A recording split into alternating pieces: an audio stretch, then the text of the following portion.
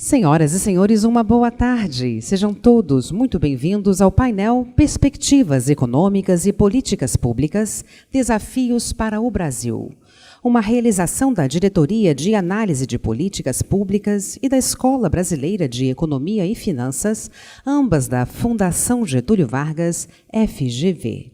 Para darmos início, convidamos para compor o palco, por gentileza, o presidente da FGV, Carlos Ivan Simonsen Leal.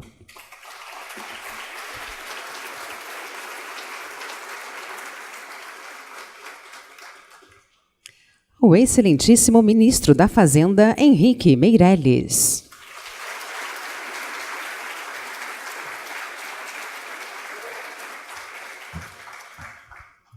O diretor da Diretoria de Análise de Políticas Públicas, Marco Aurélio Rüdiger.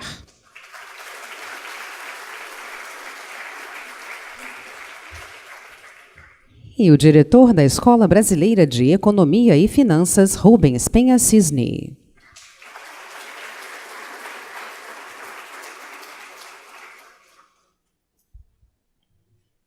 Convido para que se acomodem. Aproveitamos a oportunidade para agradecer ao público presente hoje aqui por enriquecer este debate. Gostaríamos também de informar que, ao final da exposição do excelentíssimo senhor ministro, teremos perguntas dos participantes da plateia e estas deverão ser encaminhadas por escrito. Os cartões estão à disposição dos nossos integrantes da equipe. E ressaltamos que não é necessário aguardar até o final da exposição para encaminhar suas perguntas. Estaremos a postos para recolhê-las durante a palestra para que possamos dar início logo a seguir. Uma vez mais, convidamos para que se acomodem. Convidamos agora para oferecer a sua perspectiva sobre os desafios para o país, o ministro da Fazenda, Sua Excelência Henrique Meirelles.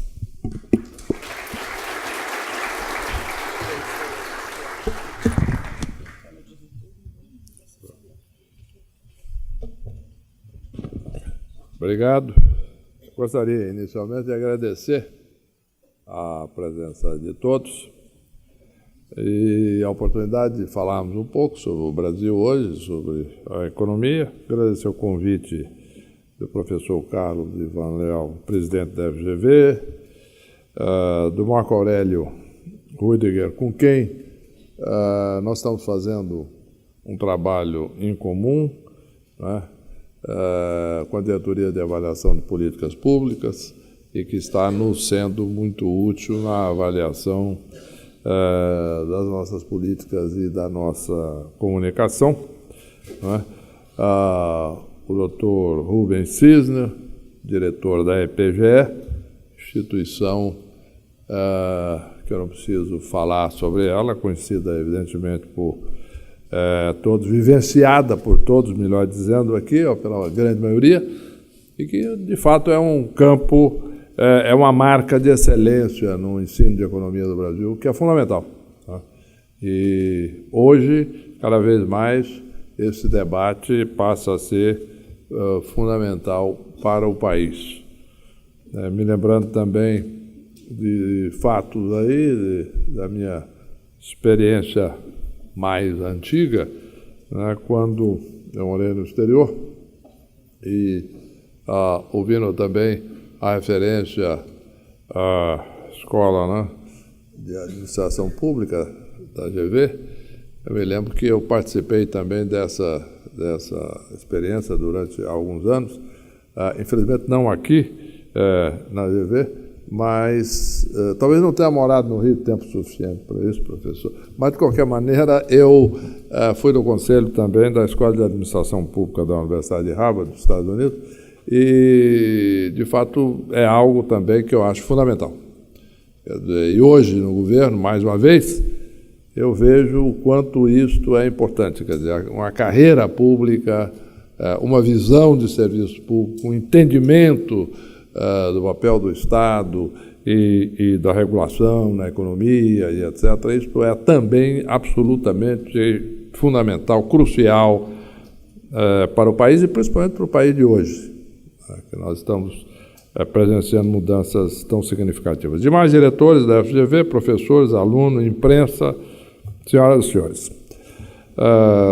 O Brasil viveu, como todos sabemos, vivenciamos a maior recessão da história do país.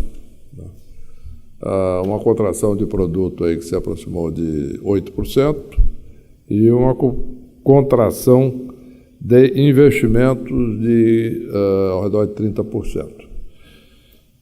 Isso não é trivial, né? É a maior recessão da história do país registrada, né? Desde o início da medida do PIB no Brasil no começo do século passado. Mas o fato é que a economia começa o seu processo de retomada e nós estamos acompanhando isso de uma forma bastante rigorosa e gostaríamos de conversar um pouco com vocês exatamente sobre medidas que estamos fazendo desse processo de retomada e depois falar um pouco dos fundamentos disso, o que está dando dentro da nossa visão exatamente condições para essa retomada acontecer e depois uma série de reformas da economia que estamos em andamento, ou melhor dizendo, que estamos acompanhando e propondo e, de fato, favorecendo a aprovação e andamento dessas propostas. Em primeiro lugar, eu gostaria de mostrar um índice que é calculado pela nossa Secretaria de Política Econômica, que é um índice conhecido, né, dos economistas, mas que, no nosso caso, é o índice de situação financeira, que leva em conta a variação do risco país, medido pelo CDS, né, o mercado de câmbio, mercado de juros, médio e longo prazo, curva média e curva longa, e também mercado de capitais, né, bolsa de valores. E nós fizemos aqui um processo de ajuste de volatilidade, né, para fazer com que cada um desses itens tenha pesos equivalentes. Se nós olharmos o índice aí da situação financeira, e aqui é importante dizer que o melhor está abaixo de zero. Quer dizer, o índice positivo ele indica uma estabilidade, né? Indica uma evolução negativa, apesar de ser um índice positivo. Quer dizer, na realidade, é um índice invertido. Então, ele, quanto maior, significa maior instabilidade econômica. Nós vamos ver que nós tivemos períodos relativamente positivos aqui, né, a partir de 2005 até 2007, felizmente um período onde eu estava participando aqui da administração financeira, lá no Banco Central. Evidentemente, a crise de 2008, né, com um pico aqui em outubro de 2008, final de setembro, né, outubro, com a falência do Lehman Brothers. Posteriormente, índices favoráveis aqui, 2009, que foi um período de recuperação, baixo crescimento, mas de recuperação. E depois, apesar do alto crescimento do ano de 2010 e 2011, foram itens, não foram muito positivos, negativo, positivo, etc. E depois tivemos aqui esse período de 13, 14, pequena recuperação, mas depois 15 e 16, onde houve de fato, uma deterioração grande. Quer dizer, o índice de situação financeira mostra aqui, inclusive, um pico aqui no início de 16, impressionantemente próximo do pico de 2008. Só que lá era uma crise global de crédito, com o colapso de todas as linhas de crédito internacionais, etc. Aqui era basicamente confiança na economia, totalmente doméstica. Quer dizer, então, de fato, foi muito forte. Houve uma reversão grande a partir da metade do ano passado, clara, né?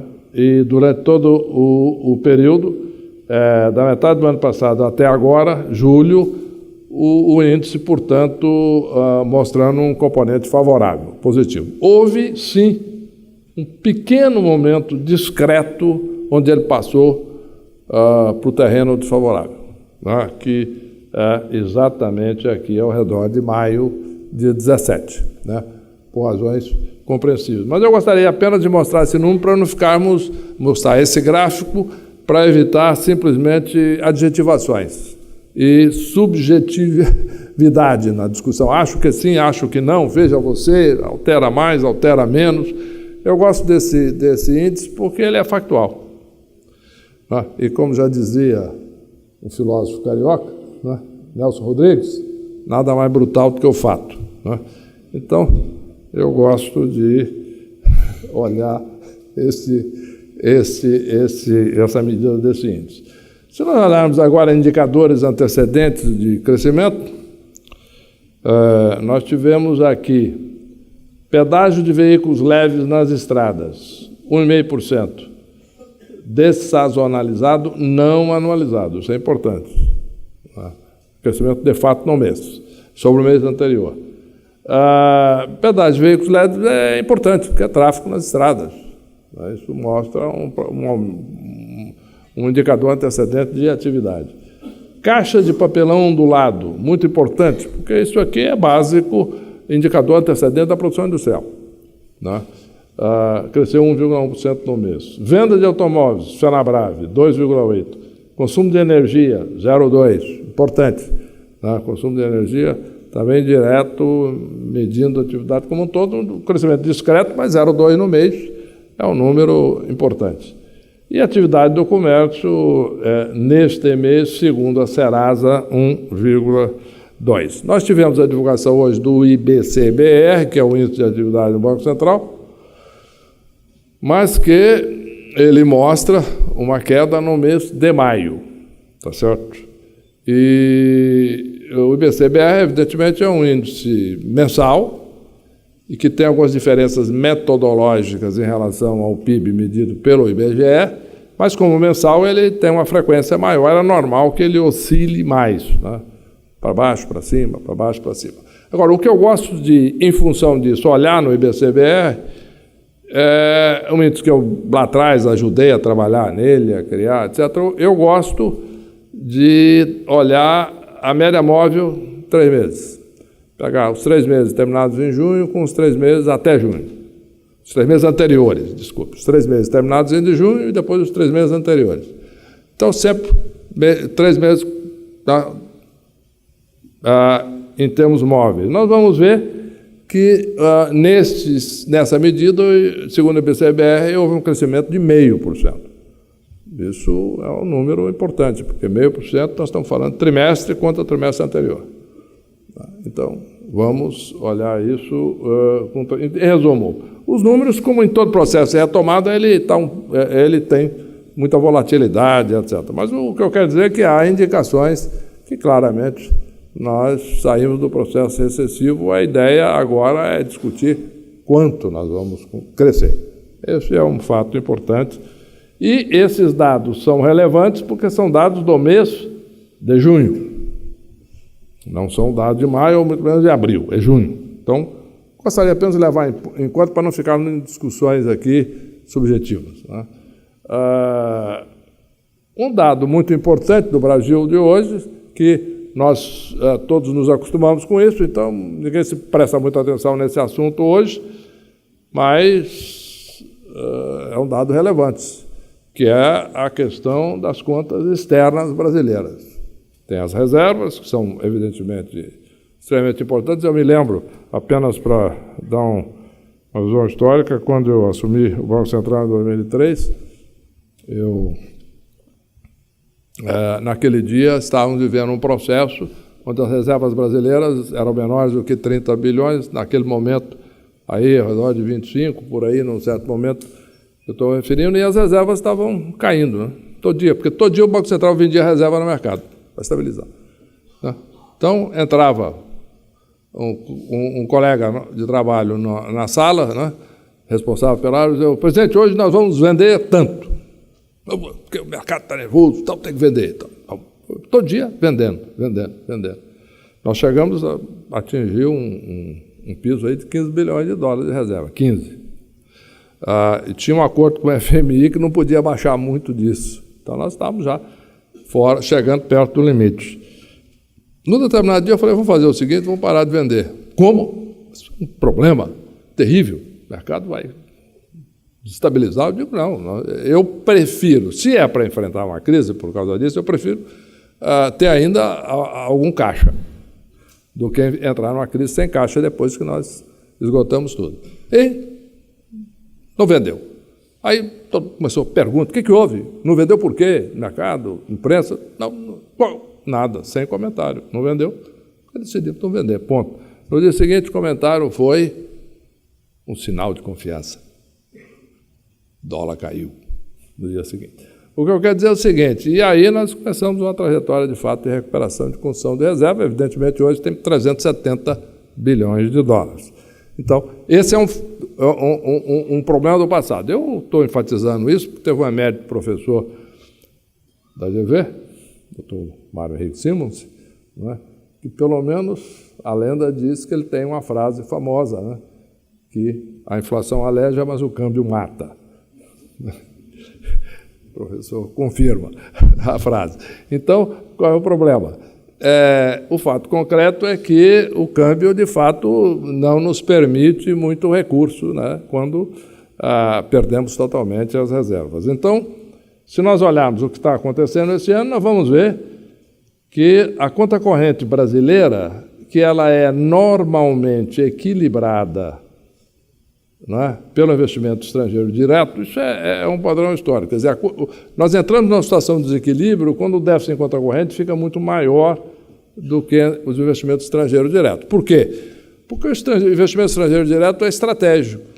Hoje, já há um bom tempo, o Brasil não é mais um país onde existem investimentos em fábrica, equipamentos, etc., de uma maneira oportunista. Nós temos aqui grandes companhias globais para as quais o mercado brasileiro é fundamental, core business, isto é, o mercado brasileiro representa, de fato, uma atividade estratégica da companhia. Então, ele mantém atividade constante, expansão, assegurar a fatia de mercado, assegurar evolução dos índices de lucratividade e produtividade, principalmente. Pois bem, então, o que está acontecendo agora? Nós temos uma diminuição do déficit em conta corrente, evidentemente, um pouco disso é a recessão que houve, não é? Mas o fato concreto é que o efeito, sob esse ponto de vista, é extremamente positivo, e um aumento, na realidade, muito interessante dos investimentos estrangeiros diretos. Não é? Discreto, mas claro. Né? Nós tivemos aqui, a partir do meio do ano passado, um aumento dos investimentos estrangeiros diretos, atingindo patamares aí, não necessariamente iguais àqueles do início da década, mas já caminhando nessa direção. Em resumo, são números importantes. E eu não me surpreendo com isso, porque eu fazendo palestras, conversando com investidores do mundo inteiro, eu estou notando esse otimismo. Às vezes eu converso com economistas brasileiros, ou gestores, ou operadores de mercado, etc., daqui ou de São Paulo, que me dizem, volta do exterior, os estrangeiros estão muito mais otimistas que os brasileiros. Não é necessariamente assim, é que eles têm uma visão mais fria, mais numérica, olhando a longo prazo, estão vendo o processo de recuperação da economia brasileira e a aprovação das reformas fundamentais. Vamos chegar lá. E, evidentemente, o saldo comercial, né, com um saldo, para os nossos padrões históricos, muito elevado. Portanto, resumo da ópera, a área externa vai muito bem e as reservas estão aí tocadas, ou na realidade, né, se houver de fato necessidade, até terá que ser aumentada um pouquinho se houver sobra de recursos, sobra de dólar no mercado. Mas o que eu quero dizer, ela não está caindo, isso é importante, reservas mantidas e saldo comercial elevado e conta corrente substancialmente menor, digamos, do que o investimento estrangeiro direto. Inflação, os números de inflação são conhecidos de todos, não vou elaborar muito sobre isso. Agora, é muito importante mencionar a queda da inflação de alimentos no domicílio. Né? Isto aqui é importante, uma queda impressionante, né? Porque isso impacta direto na capacidade de consumo das pessoas. Alimentos no domicílio, o que se gasta com alimentação. Então, houve uma queda muito forte da inflação, beneficiado por uma série de fatores, mas não há dúvida que a dinâmica inflacionária brasileira agora entrou num outro ritmo, não há dúvida. O mercado está aí com 3,4%, etc., de expectativa de inflação. Aqueles mais otimistas nesse aspecto estão com até abaixo de 3%, outros acima de 3,5%, mas o fato é que não há dúvida de que ancorou-se a expectativa de inflação no Brasil. Estou vendo hoje, inclusive, índices aí para 2018, 19 e 20, etc., ancorados aí, inclusive, já em direção à meta de 4% para 2020, que nós terminamos de fixar no Conselho Monetário Nacional. Em resumo, isto dá muitas condições para o Banco Central fazer o que está fazendo, que é um alívio das condições monetárias, que é um outro fator que exatamente consubstancia uma trajetória futura de crescimento. Projeções de PIB. Aqui é um dado interessante. O nosso PIB projetado está em 0,5%.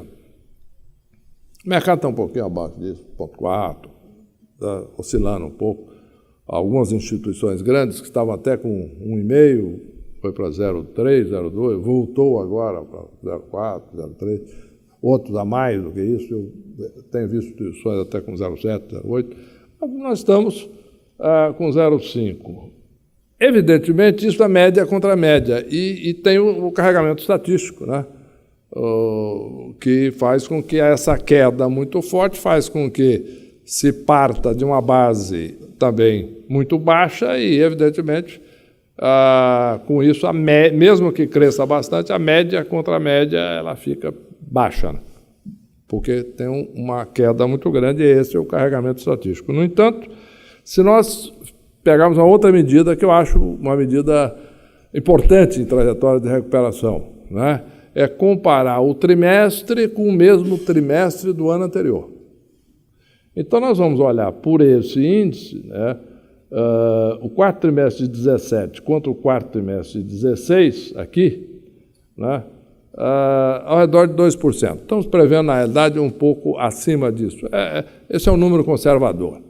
Nós já tivemos com um número um pouquinho acima, agora estamos projetando esse número, mas é um número que, temos dito, é de 2% ou mais. Isto significa o crescimento na ponta.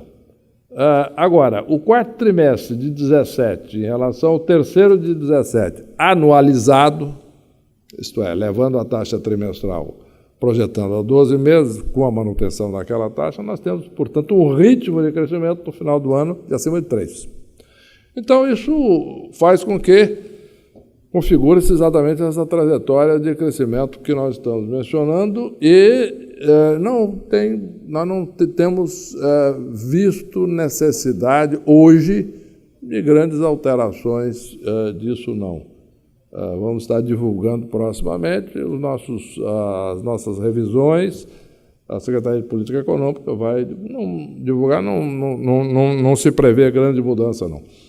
Agora, por outro lado, se nós vemos aqui né, o trimestre contra o mesmo trimestre do ano anterior, nós vamos ver, ele dá uma variação aí expressiva, né? Se olharmos aqui o final de 15, começo de 16, isso atingiu números aí mais de 5, contração de quase 6%. Isto é, na margem, na ponta. Então, mostra claramente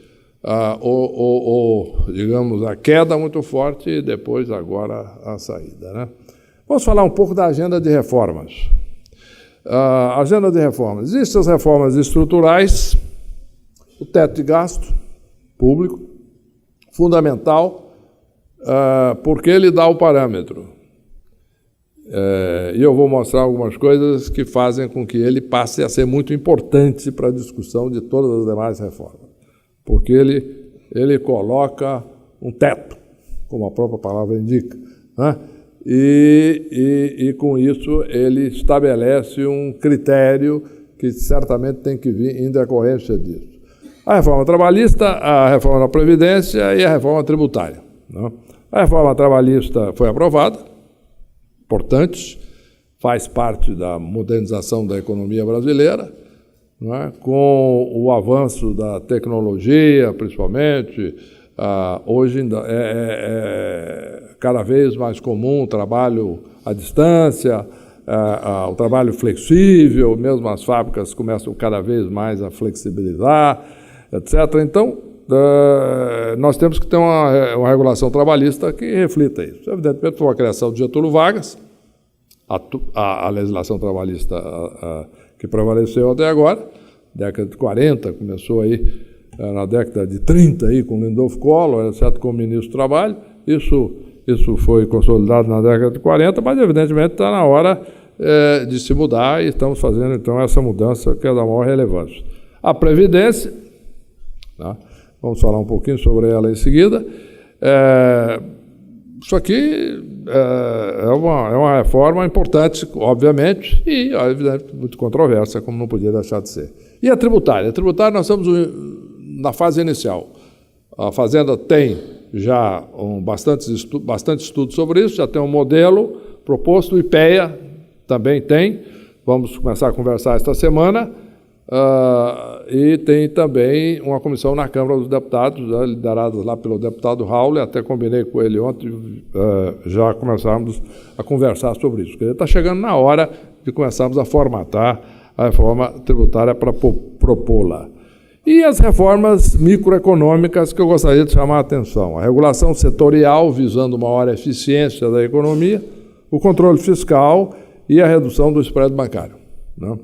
Eu gostaria de chamar a atenção para um ponto específico aqui, que essa questão da eficiência, né? Existe aquele índice que eu sigo há muito tempo, mesmo quando eu estava no setor privado, o Doing Business do Banco Mundial, que eu gosto de traduzir como facilidade de produzir no país, né?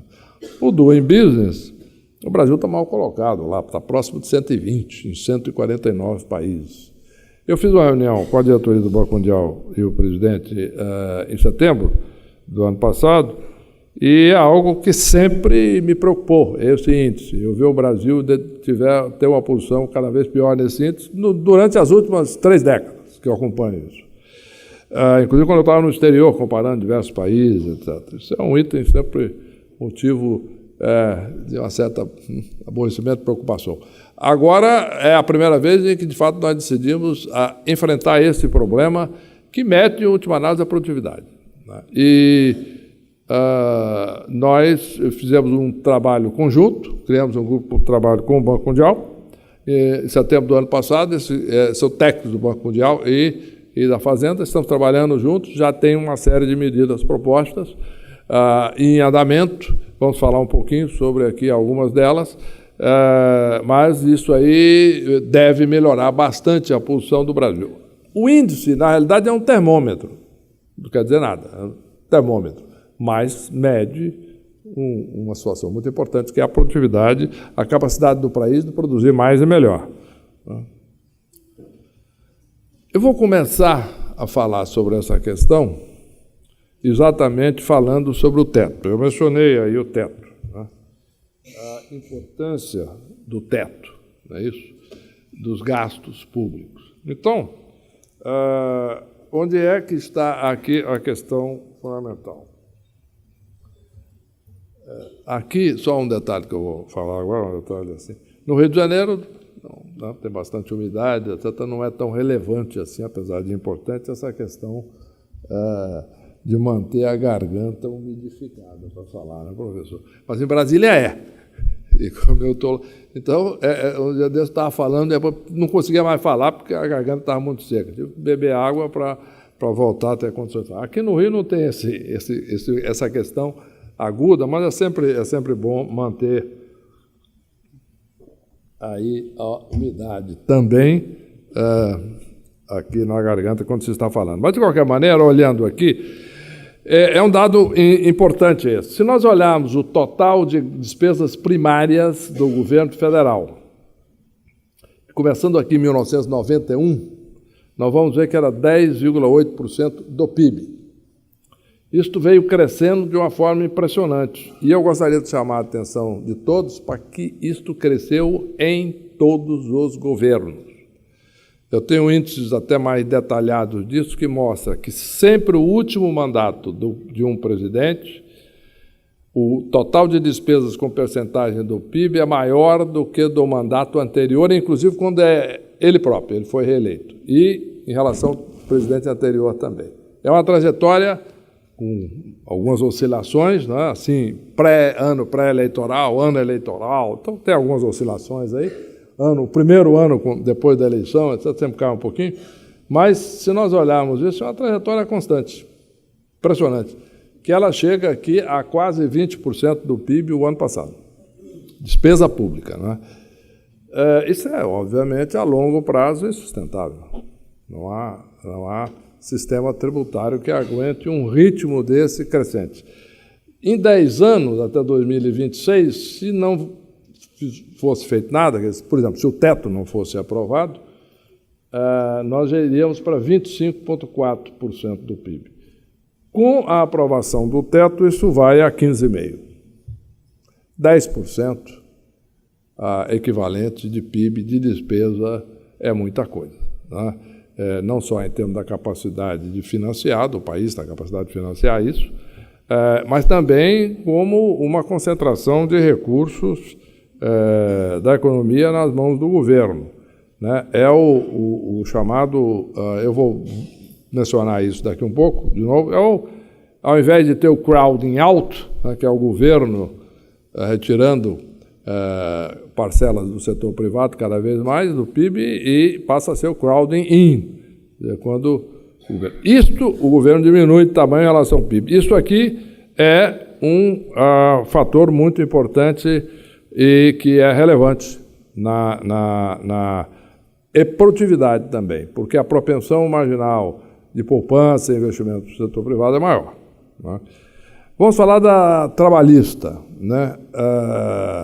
Então, a questão da terceirização, acordado versus legislado, flexibilização, trabalho à distância, trabalho intermitente, tudo isso é fundamental para as modernas relações do trabalho, não é? Redução da cunha trabalhista à metade.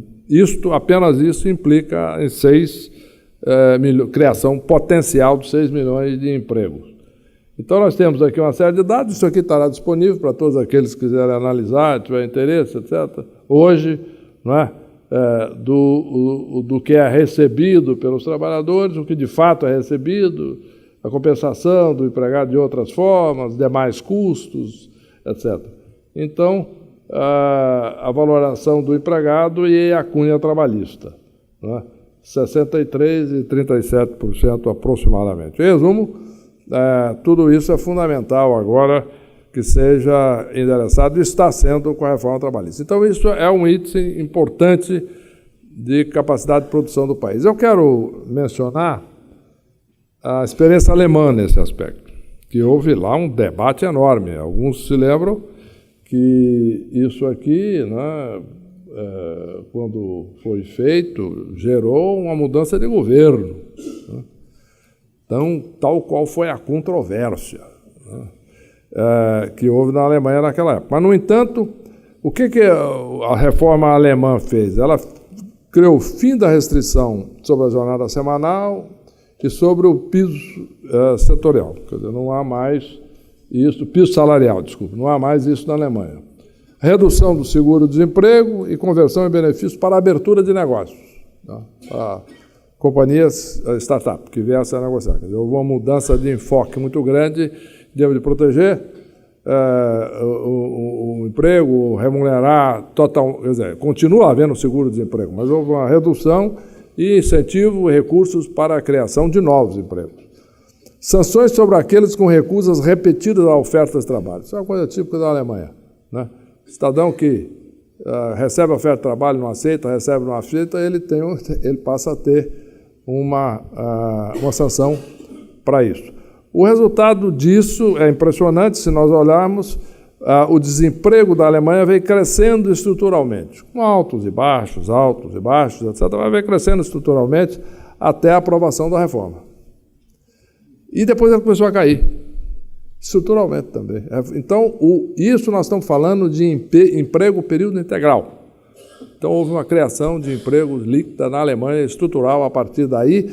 Teve aqui, durante a crise de 2008, evidentemente, um pequeno aumento do desemprego, né, foi até o final de 2009, mas, em dito isso, o fato concreto é que a taxa de desemprego da Alemanha veio caindo estruturalmente. É uma experiência muito interessante. Vamos falar agora de Previdência no Brasil. Falando de reformas, falamos da trabalhista, vamos falar da Previdência agora. Bom, aqui nós temos um dado interessante. No eixo horizontal, o eixo horizontal,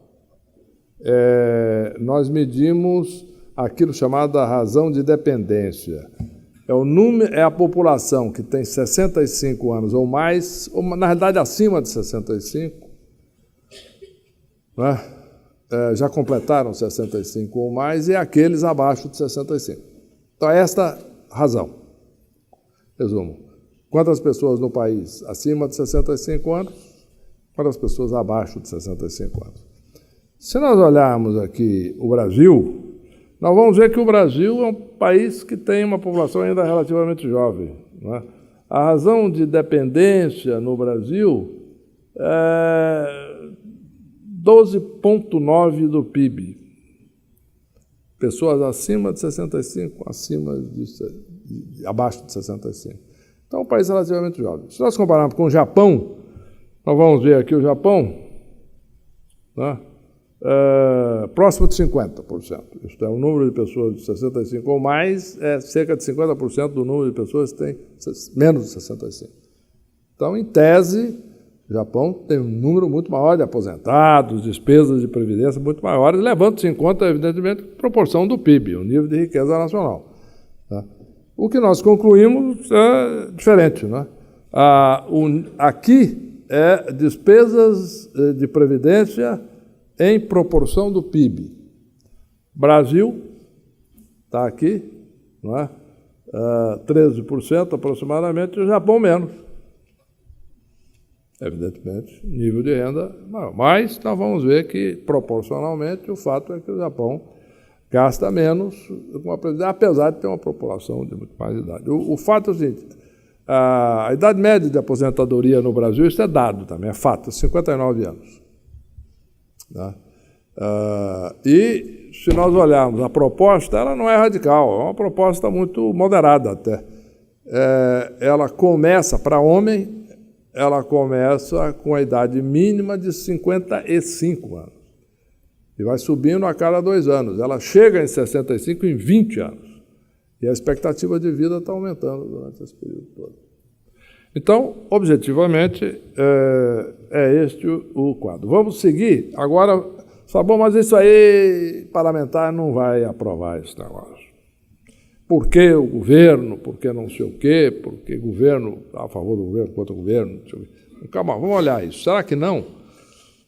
Isso eu mostro para os parlamentares. Eu tive uma experiência interessante, que eu fui convidado por bancadas de partidos políticos. E aí eu ia lá na Câmara e me reunia lá com 40, 50, 60, 80 deputados, dependendo do tamanho da bancada. E reuniões que duravam 5, 6, 7 horas, discutindo esse tipo de assunto. Então, eu consegui adquirir uma boa visão do que pensam sobre isso.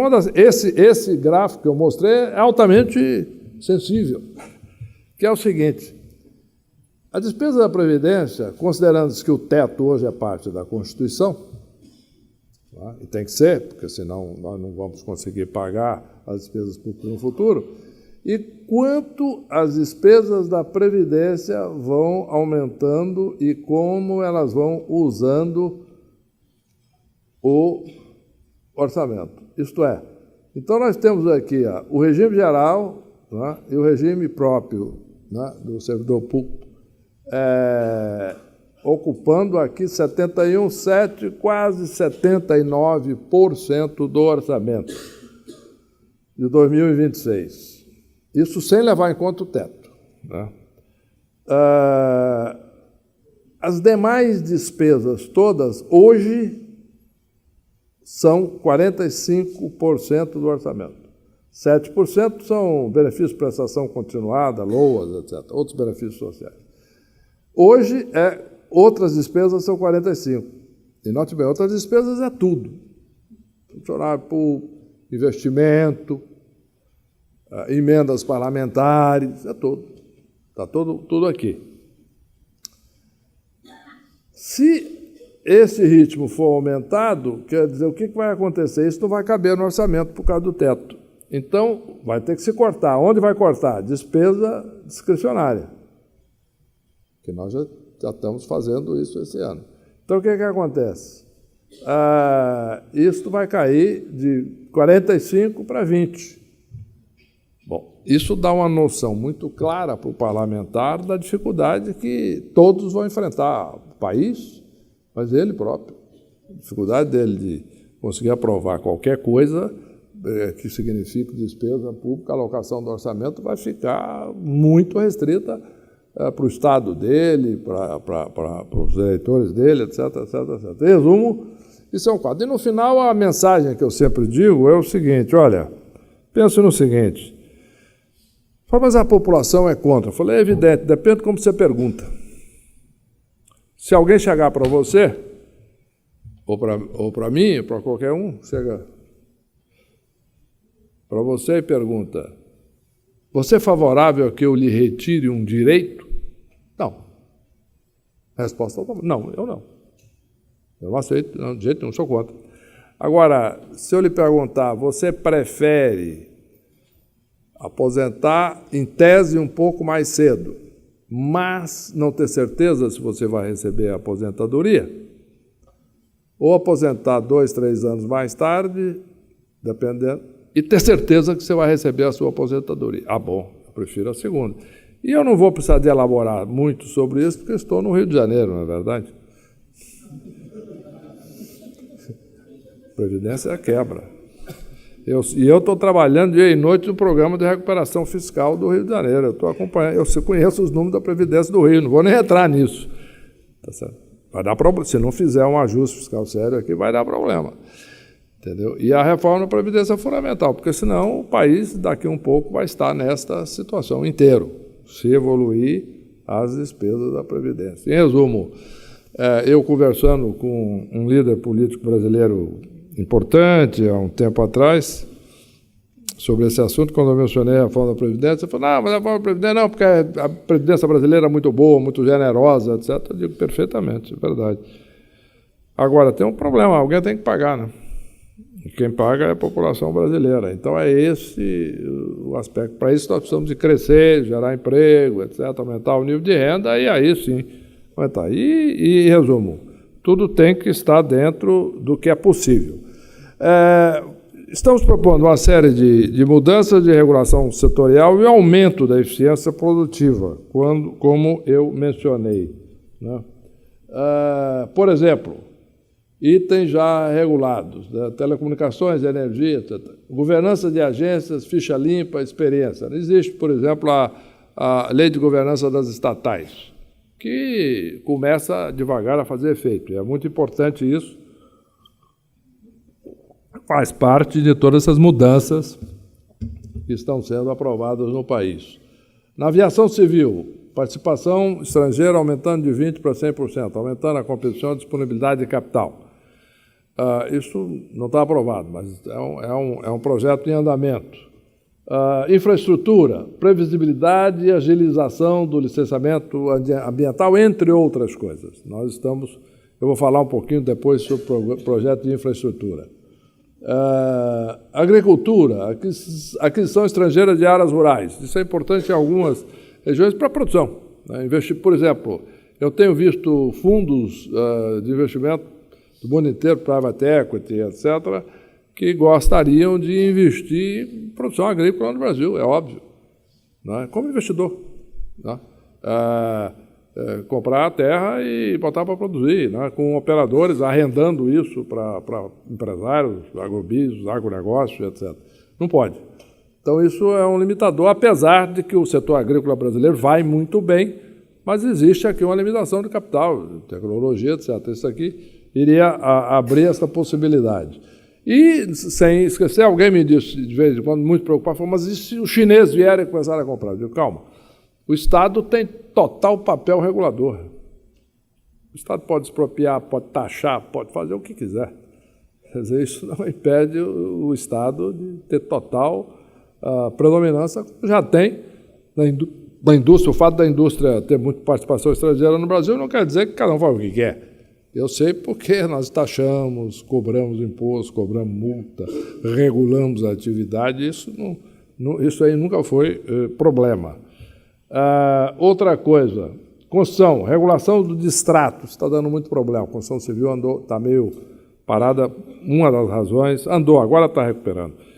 Um pouco é problema de distrato quando há atraso de pagamento, como é que se faz esse distrato, etc. Segurança jurídica para compra e venda. Alta tecnologia, agilização de patentes. Aqui hoje tem patente aí que está requerida há 5, 6, 7, 8 anos. Não é isso? Então, existe um projeto grande que nós estamos trabalhando aí com as agências reguladoras para agilizar esse processo. Né? Eliminação de backlog. E uma coisa que, para mim, é muito importante sempre e que muitas vezes é a novidade. Comparação internacional. Não adianta eu não gosto de ficar discutindo muito, é pouco, é muito, assim, é justificável, não é justificável, nosso número é bom, Vamos comparar. Quanto se gasta em outros países, inclusive países similares ao Brasil. Voltando à questão da Previdência, se fala idade média. Idade média brasileira, 59, tá bom. Tá igual o Brasil, país pobre, etc. Veja você, ou não. Né? Vamos comparar. O México, por exemplo, eu pergunto muitas vezes, tem condições sociais similares ao Brasil e econômicas, né? Ou não? Aí, média de diversos índices, Qual a idade média de aposentadoria no México? 71. Brasil, 59. Europa, evidentemente, todos mais. Só tem, de toda uma amostragem grande que eu fiz, tem um país que tem uma idade média menor que o Brasil. É Luxemburgo. Então, eu gosto da comparação internacional. Agora, por exemplo, aqui também. Já foi institucionalizado o Portal Único do Comércio Exterior e o Operador Econômico Autorizado. Isso aqui, basicamente, é a digitalização. Quer dizer, no momento em que a mercadoria está indo para o porto, né, seja na exportação ou seja na importação, por via marítima, por exemplo, ou com aérea, o que for, os operadores já podem acessar o Portal Único do Comércio Exterior e já ir preparando a documentação eletronicamente, diminuindo dramaticamente o tempo no porto, que isso é um custo importante. Isso já está em andamento. Redução gradual do adicional de 10% da multa do FGTS. Isso é uma discussão ainda, e estamos aqui nessa linha. Agora, aqui é muito importante. E-Social, SPED, Redezinha, etc. Eu vou dar 2 exemplos só sobre isso. Né? Isso aqui é uma ampla gama de assuntos. Hoje, em São Paulo, alguém que quiser abrir uma empresa ou fechar uma empresa, gasta 101 dias. Eu não estou falando em abrir a empresa, contratar funcionário, botar para funcionar, não é isso não. Papel, registrar. Cartório, junta comercial, não sei o quê, a prova, tudo está estrangeiro, conforme o caso, tem registrado no Banco Central, não sei o quê. 101 dias. A ideia numa primeira fase é 7 dias, depois 5 e no final do processo 3 dias. É média internacional. E está caminhando bem, vamos chegar lá.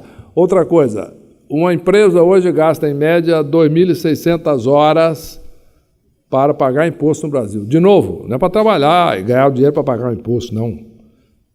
É tudo certo para pagar imposto, é papel. 2.600 horas de trabalho, evidentemente que é imposto municipal, é imposto estadual, é imposto federal, é verdade. Mas tudo isso está sendo digitalizado, colocado de forma eletrônica, etc, etc. Em resumo, existe uma ampla gama de trabalho, é um trabalho intenso da Receita Federal, o secretário Jorge Rachid, do João Manuel, que é a área de crescimento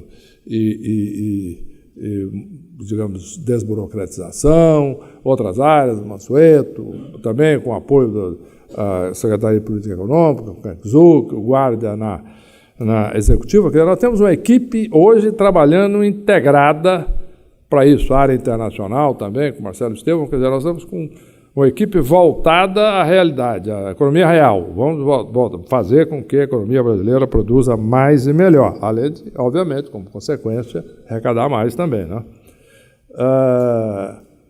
Por exemplo, continuando, na área do controle fiscal, relação Banco Central, Tesouro Nacional, projeto importante isso, já formatado hoje. É o seguinte, o Banco Central, por exemplo, tem reserva. Se há uma desvalorização cambial, o dólar aumenta de preço, de valor em relação ao real, o Banco Central tem um lucro. Esse lucro era transferido para o Tesouro, automaticamente, como receita para o Tesouro. Então, o Tesouro ficava financiando, o Banco Central ficava financiando o Tesouro, e vice-versa, né? Quando caiu o dólar, o Banco Central. Então, isto muda esse quadro. O Banco Central tem um lucro, cria uma reserva para isso. Quando o dólar sobe, né? Quando cai, já tem uma reserva para absorver, ao invés de impactar as contas do Tesouro Nacional. Então, isso é uma mudança importante, um projeto de longo prazo, mas que está finalizado. Previdência e Estados e Municípios, né? A criação da possibilidade de que a FUNPRESP, que é um fundo de pensão, né, complementar do servidor público federal, possa também receber adesão de estados, né, e municípios, para que os fundos próprios de estados e municípios passem a ser administrados também por esse fundo nacional. Educação, formulação do FIES, focalização em estudantes mais pobres, transferência do risco marginal do Tesouro para o setor privado, de uma série de maneiras onde está se fazendo isso, bancos tendo também que assumir uma parte e o setor privado também, além, evidentemente, da reforma do ensino médio, já aprovada e muito importante. Na questão dos benefícios tributários, garantir a eliminação do sigilo fiscal, de novo, não é no imposto pago, não sei o quê, da situação fiscal da companhia, não, sigilo fiscal ou das pessoas. Mas quando se dá um benefício fiscal, uma isenção fiscal a uma empresa, a um segmento, muito importante que a sociedade saiba disso, tenha acesso a essa informação. Por que se deu um benefício fiscal ao setor tal? Porque do jeito que funciona hoje, isto é um problema, porque o número de empresas e de setores, de segmentos, muitas vezes, corretamente, não estão discutindo nada, não, estão pedindo benefício, é uma coisa impressionante. Agora, é importante que a sociedade tenha conhecimento do que foi concedido e por quê. Então, isso precisa ter transparência. Nós estamos propondo isso também. Fundo de pensão de estatais, governança, ficha limpa, experiência comprovada para os dirigentes de fundos de pensão. Considerando o volume desses fundos de pensão dos empregados de estatais, né, 150 bilhões, um pouco acima disso, de fato recursos importantes e que nós vamos assegurar a governança disso. É uma lei muito importante, né? Spread bancário, reforma da TJLP. Isso aqui gera também uma certa controvérsia, é óbvio, porque muitas vezes o empresário não gosta. Fala, não, espera aí, eu tenho um benefício com a TJLP hoje está 7, né? A Selic está acima de 10, mais o spread, etc. Se houver uma mudança da TJLP, eu posso perder. Bom, vamos devagar aqui. Em primeiro lugar, a proposta é também gradual, em 5 anos que a TJLP tem uma convergência para a taxa da NTNB, que está caindo, hein? É importante dizer, a NTNB hoje ela já teve um piso histórico de taxa de juros real de 3,3%, agora está um pouco mais, andou lá em cima, 7%, está caindo, 5 e pouco, mas eu acho que esse patamar de 3 e pouco aí é um patamar que tende a prevalecer com a aprovação dessas reformas e etc. E aí vai variar com a inflação. Se nós pegarmos a inflação de hoje, dos últimos 3 meses, por exemplo, ou mesmo do último ano, ou expectativa, nós vamos ver isso aí caindo substancialmente. Então, a TJLP passa, quem sabe, até poder ter uma taxa inferior ao que tem hoje. Mas é uma taxa de mercado, que permite ao BNDE acessar mercado, etc. E outra coisa importante, subsídio, custo fiscal. O custo fiscal dos últimos 10 anos da TJLP para o Tesouro Nacional foram 117 bilhões de reais, pago por todos. Então, isso é uma coisa que tem que ser equacionada. Em resumo, essa proposta resolve esse problema e dá previsibilidade. Alguns dizem, mas vai mudar a taxa. Algumas pessoas, inclusive, bem intencionadas, não vai ficar mudando essa taxa, o empresário vai ficar inseguro. Não, não vai não. No momento em que ele toma um empréstimo e fixou a TJLP, né, no caso é a TLP, a nova taxa, com a NTNB daquele mês, fixou a taxa de juro real, daí prevalece essa taxa até o final do contrato. 5 anos, 10 anos, 15 anos, 20 anos, o que for. Total previsibilidade, maior do que hoje, porque hoje, se o Conselho Monetário Nacional decide mudar a TJLP, muda para o estoque também, para quem tem empréstimo lá. Isso será daqui para frente diferente, aí só varia com a inflação. A questão da recuperação judicial, agilização, empoderamento de credores, garantias de adquirentes, etc. Dá 2 exemplos simples aqui do que a lei modifica. Uma delas é permitir que a empresa tome empréstimo durante o processo de recuperação, dando privilégio ao credor que emprestar. Aí diz, bom, mas e os outros credores? Não, é óbvio que terá que ser aprovado pelos credores que estão na recuperação. Mas muitas vezes hoje o que acontece é o seguinte, os credores de uma empresa em recuperação judicial têm interesse que a empresa tome crédito para recuperar e poder pagar, não só os trabalhadores, como bancos e fornecedores, mas ninguém vai emprestar, porque se emprestar entra já na recuperação. Então isso resolve esse problema. A mesma coisa a garantia. Por exemplo, eu vi bastante casos onde uma empresa em recuperação tem um ativo muito bom e tem uma oferta muito boa por aquele ativo. Os credores da empresa querem vender, porque entra caixa. Os trabalhadores, que são também credores, querem vender, porque entra caixa. Né? Mas os advogados do potencial comprador dizem, com razão, não faça isso. Por quê? Existe o risco de uma decisão judicial que cria um exigível, portanto, um exigível potencial de toda a dívida da empresa em recuperação. Quer dizer, há uma sucessão. Então, mesmo que todos os credores falem, não, nós não queremos sucessão, não. Tá certo? Trabalhadores e todos querem, ou credores, bancos, não. Mas existe. Qualquer juiz na frente pode dizer. Resumo, a lei endereça essa questão. E várias outras coisas. Criação da letra imobiliária garantias reais segregadas pelo banco para criar mais financiamento através do mercado de capitais, o cadastro positivo, né? Basicamente, hoje tem cadastro positivo, só que na prática não funciona, porque cada um tem que se inscrever no cadastro positivo, etc. Então, não funciona. Aí nós passaremos a ter algo similar aos demais países do mundo, isto é, alguém entra no cadastro positivo automaticamente, mostrando que ele é um bom pagador. Negativo já entra automático no Serasa. Agora, alguém que disser, não, eu não quero entrar no cadastro positivo, eu não quero que ninguém saiba que eu sou um bom pagador. Perfeitamente. Aí sim, você escreve lá, dizendo que você não quer que ninguém saiba que você é um bom pagador. Mas tá bom. Mas, evidentemente, que a realidade não é assim. Então, nós vamos partir, qualquer um que viaja ao exterior sabe disso, chega em qualquer cidade, entra lá, o lojista, etc., entra no cartão de crédito, o que for, entra no cadastro positivo, na hora, tudo automático. Muito bem.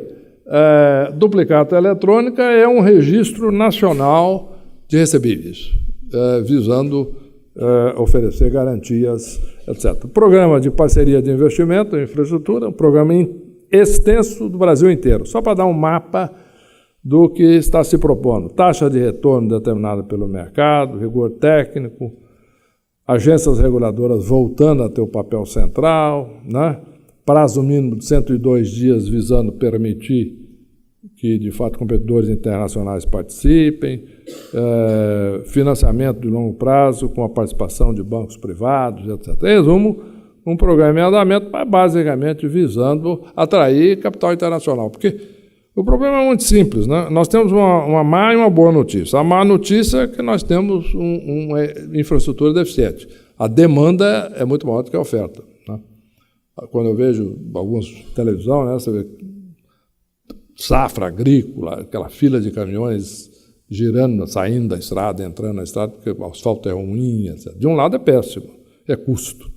De outro lado tem uma boa notícia, aí tem demanda, né? Tem uma fila de caminhões aí. Então tem muita gente interessada em pegar a concessão daquela estrada. Vamos em frente. Isto é um mapa de investimentos, onde se prevê ferrovias, novas licitações, extensões, aeroportos, energia elétrica, rodovias, etc. E, finalmente, o PIB potencial. Isso é uma dúvida, sabemos todos, tem tanto economista brilhante e experiente aqui, mas vamos pegar um dado incontroverso. O crescimento dos últimos 20 anos, de 94 a 2013, 3,3%, médio. Se nós supusermos, aqui já começa um pouco de, digamos, de discussão um pouco menos objetiva, mas tudo bem, vai. Efeito demográfico, existe, né? Muito menos jovens entrando no mercado de trabalho a cada ano no Brasil, se nós olharmos 20 anos à frente. Efeito demográfico importante. China diminuindo a taxa de crescimento, é um destinatário importante para exportações brasileiras. Vamos supor que caia 1%, então, isso é consenso. Eu tenho visto muitos economistas calculando, não tenho visto muita divergência. Alguns estão em 2, outros no máximo em 2,5%. Não estou vendo muita gente achar que nós estamos... Bom, eu vi um dia desse, achando que nós estamos a 1. Mas não vi muita gente a 3, quase. Já tivemos, na época, na década passada, calculando lá no Banco Central, na época que nós tivemos aí acima de 4. Né? Mas já passou. Agora, então vamos supor que esteja 2,2, aproximadamente, vai. Com as reformas microeconômicas, aumentando essa taxa, com o crowding do setor privado, dando mais espaço para investimento, etc., crescimento, etc., consumo, então nós podemos levar essa taxa potencial para ir qualquer coisa entre 3,5% e 4%, que é fundamental. O que eu quero dizer é o seguinte, tudo isso, evidentemente, são estimativas teóricas, etc., mas que dão uma direção no sentido, isso é muito importante. Conclusão, nós estamos tomando as medidas necessárias para garantir a estabilidade da economia, em primeiro lugar, inflação caindo, ajuste fiscal, metas rigorosas, etc. Aqueles que conhecem mais o governo hoje sabem da dimensão do ajuste. É sério. Né? O que está acontecendo hoje no sistema federal é um controle de despesa rigoroso. Em consequência, os fundamentos econômicos têm melhorado nos últimos meses, como mostramos. Estamos comprometidos com a redução do papel do Estado e com a criação de um ambiente favorável à produção. As reformas estruturais para aumentar a produtividade do país e a ideia é construir um novo ciclo de crescimento que possa oferecer oportunidades de investimento no futuro. Basicamente é isso. Obrigado.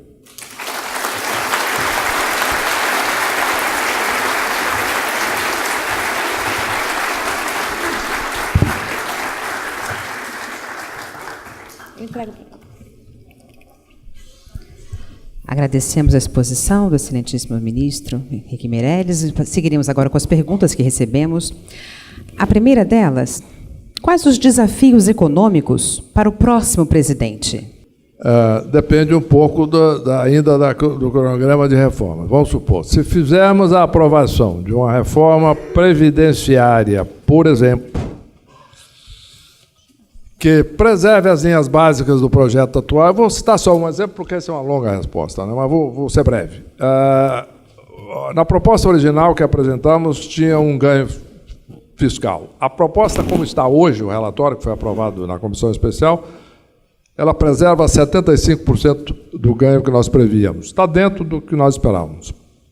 Vamos supor que haja mais algumas coisas e caiam um pouco, mas ainda dentro de um patamar sustentável. A vida da próxima administração vai ser mais fácil. Vamos supor que não aprove nada. Bom, o próximo governo vai ter que enfrentar a reforma da Previdência. Então vai ser mais difícil. Tá certo? Agora, partindo do pressuposto que se aprova uma reforma razoável, que eu acredito nisso, até o fim desse ano, né? O início do ano que vem no máximo, eu acredito.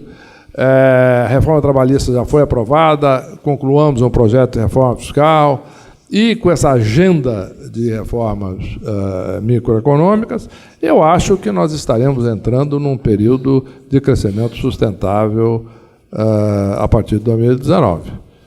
E aí eu sempre tenho falado isso muito, desde que eu fui convidado e aceitei ir lá para o Banco Central. Naquela época eu falava disso, e agora muito mais no Ministério da Fazenda, que é a ideia de ter uma visão de longo prazo. Mesmo agora, quando tinham os 4 meses, era obviamente o governo interino, formalmente, os projetos que nós começamos a apresentar foram projetos de longo prazo, porque são projetos para o país, não é para uma administração. Então, isso é um projeto para o país. E isso tem uma vantagem muito grande, que ele passa a ser visto assim. Ele não passa a ser um projeto de um governo, ele passa a ser um projeto de país, com apoios diversos, né? Independentemente do que o cidadão ou a cidadã tenha em relação a governante, esse ou aquele outro, ou potencial governante, ou seja lá o que for. O que eu quero dizer é o seguinte, isso é importante e eu acredito que nós estamos avançando muito. Por exemplo, quando nós assumimos, há um ano atrás, 1 ano e 2 meses, há pouco tempo, não se falava quase em reforma da Previdência. Quando eu comecei a conversar com os fiscalistas mais rigorosos do Brasil, ninguém falava em reforma da Previdência, apresentavam muitas ideias. Hoje a reforma da Previdência não se pode debater nada de fiscal sem entrar na reforma da Previdência. Preocupação que não vai passar, etc. Muito bem. Então, resumo, eu acho que, espero que com tudo isso tenha um quadro bastante favorável. A próxima pergunta: em que estágio se encontra o programa de recuperação fiscal do Estado do Rio de Janeiro? Bom tema. Bom tema. Olha, objetivamente, o plano está definido já nos seus quadros mais gerais. Existe aí um plano de redução de despesas, aumento de contribuições, redução de incentivos, etc., que já está mais ou menos acordado. A privatização da SEDAI, estamos discutindo agora como antecipar o pagamento disso, antecipar os recursos para o Estado. Ainda resta alguns royalties que podem ser ainda financiados, royalties de pagamento de petróleo, né?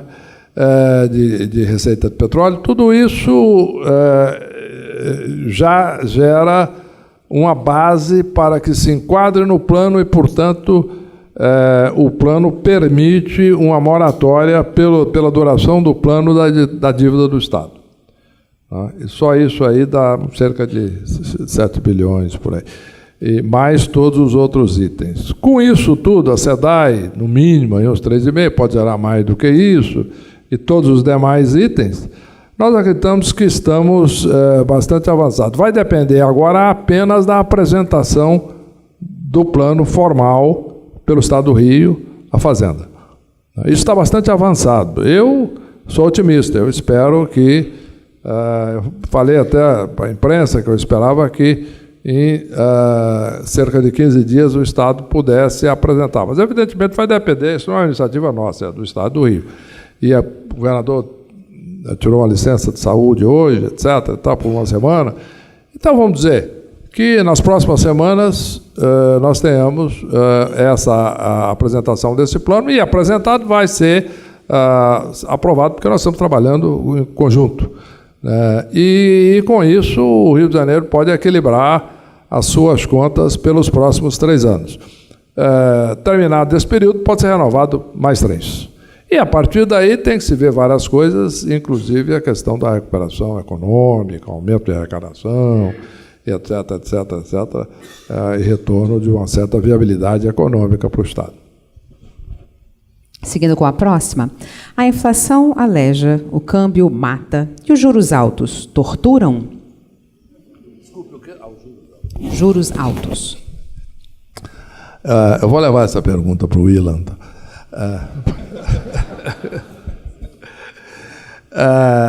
Não há dúvida de que o juro alto é um custo e eu agora estou no lado devedor pagando juros, porque eu tenho que, digamos, gerenciar a dívida, né, pública, que paga juros. E quanto mais alto o juro, maior o custo fiscal do Tesouro. Então, sou favorável aí, de fato, a juro baixo. Estamos do mesmo lado aí, não te preocupa com isso não. Mas, por outro lado, isso tem que ser consistente, né? Para que a inflação não volte. Nós fizemos na década passada, como eu fiquei lá há muito tempo, nós tivemos experiências muito interessantes nesse sentido, né? Quando nós estávamos com a taxa de juros a 26,5%, no começo, fomos baixando, Selic, né? Até 16%. 16%, é uma taxa alta. A inflação subiu fortemente. E a economia superaqueceu. Nós voltamos a subir para quase 20%, aí a inflação caiu, aí fomos baixando, de novo, voltamos. Agora, durante esse período, a taxa neutra, né, que é, no fundo, o que é relevante, é aquela taxa que não é nem contracionista do ponto de vista da atividade e da inflação, quer dizer, nem baixa nem sobe a inflação, em última análise, gera uma queda ou uma subida. Então, essa taxa neutra veio caindo sistematicamente durante esse período todo. Então, é isso que, no fundo, interessa, que é o que eu chamo de taxa estrutural da economia, que é influenciado pelo risco do país, pela questão fiscal e pelo risco de inflação. Então, com essa queda agora da inflação, evidentemente o Banco Central está cortando taxas, o mercado está prevendo taxas ainda menores do que as atuais, e a minha expectativa é que, com a continuada aprovação dessas reformas, etc., já com o teto aprovado e tudo isso, a reforma trabalhista já foi, Previdência agora, e o Banco Central controlando as expectativas de inflação, mantendo-se do jeito que está, eu acredito que a tendência, de fato, é uma queda gradual dos juros. Isso é o juro mais conhecido, mais falado, que é a taxa base. Mas, evidentemente, nós temos aí a questão dos juros bancários, né, que isso é outra história. E isso aí também, eu acho que a maior competição, a queda da inflação, é a retomada da atividade levando menos perda de crédito, etc., e com diversas medidas que estamos tomando para facilitar a maior competição, inclusive maior financiamento através diretamente do mercado de capitais, tudo isso, eu acredito que isso também será inevitável. E já vivemos essa experiência muitas vezes. Em resumo, eu acredito que temos que fazer o dever de casa, continuar fazendo, aí a tendência é a taxa continuar caindo. A próxima pergunta é sobre como o governo espera que o desemprego caia com a nova lei trabalhista. Simples, a experiência mostra, para simplificar uma resposta complexa, eu mostrei, por exemplo, a experiência alemã, mas existe um grande número de países, né, que tem a mesma experiência. Na medida que você flexibiliza as relações de trabalho, e etc., você incentiva a empresa a contratar, e não o contrário. Tá certo? Eu tenho tido experiência com investidores internacionais, viajo muito, falo aí no mundo inteiro, então recebo muito investidor, empresário, etc. E muitos deles me dizem, puxa vida, mas contratar no Brasil é um risco. Entendeu? Problema. Em resumo, isso, na realidade, aumenta o desemprego e não diminui essa rigidez da lei trabalhista. Eu conversei com a empresa global, a empresa sede na Europa, que tem aí cerca de 60 mil funcionários no Brasil e tem uma presença grande também nos Estados Unidos, cerca de 60 mil funcionários nos Estados Unidos, e eles usam práticas semelhantes. Nos Estados Unidos, eles têm 27 ações trabalhistas. Naquele momento, 2, 3 anos atrás. eles tinham 27 ações trabalhistas. 2 advogados trabalhando em período parcial. Mesmo número de trabalhadores, mais ou menos, práticas similares. No Brasil, eles tinham 25 mil ações trabalhistas. 150 advogados trabalhando em período integral. Bom, isso é custo. Então, a ideia é que, no momento que se simplifique todo esse processo, etc., você tem um aumento do emprego. E a experiência internacional mostra isso. Eu mostrei da Alemanha, mas teve um grande número de países que é a mesma coisa. Então, você tem, em consequência, uma possibilidade de aumentar empregos. E existem diversas estimativas bastante interessantes sobre isso no Brasil. Seguiremos com a próxima, que será a última pergunta a ser atendida, e ela indaga se o governo pretende acelerar e expandir as concessões, licitações e privatizações no setor de infraestrutura. Sim, é esta a ideia, né? Já está em andamento o processo, nós já tivemos aí licitações de aeroportos, né? E de linhas de transmissão, e a ideia é exatamente continuar isso cada vez mais. Depois, existem algumas privatizações relevantes de hidrelétrica, que já estão agora, nos próximos 60 dias, esperando. Depois, óleo e gás são as mais relevantes para esse ano. A hidrelétrica e óleo e gás, que estão em andamento, já em processo relativamente adiantado. Mas, de fato, isso é muito importante. Foram essas as perguntas, então. Nossos agradecimentos ao excelentíssimo ministro da Fazenda, Henrique Meirelles, pela participação. Gostaríamos de agradecer também a todos pelo prestígio da presença e esperar contar com a participação de todos no próximo evento. Tenham todos uma boa tarde.